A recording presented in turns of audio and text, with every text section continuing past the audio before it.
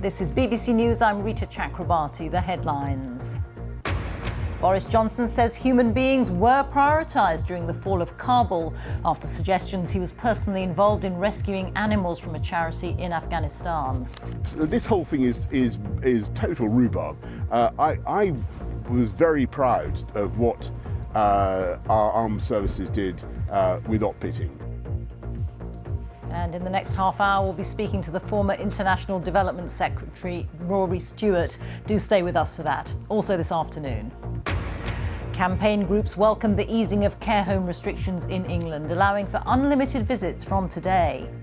I would just urge all care homes to do everything they can to allow as many visitors as they can. Face coverings are no longer mandatory in England, but some big retailers ask customers to continue wearing them. A man is jailed for 8 weeks after admitting his involvement in an assault on England's chief medical officer, Professor Sir Chris Whitty, in a London park last year. It's Holocaust Memorial Day, marking 77 years since the liberation of Auschwitz-Birkenau. 7 Holocaust survivors have had portraits painted in a project commissioned by Prince Charles. And tributes to the comedian and writer Barry Cryer, who's died at the age of 86.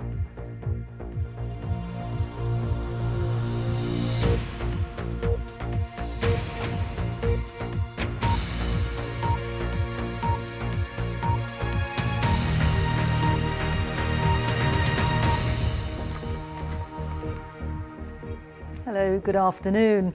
Boris Johnson has described as total rhubarb claims that he personally intervened so a British man could airlift animals from Afghanistan last summer when the Taliban took control of the country. Yesterday, an email released by a parliamentary committee stated that he'd authorised the evacuation of Penfarthing, his staff and more than 150 cats and dogs under the care of his Nowzad charity at a time when people fleeing the Taliban were left behind. Well, our political correspondent Nick Eardley is in Westminster for us now. Nick.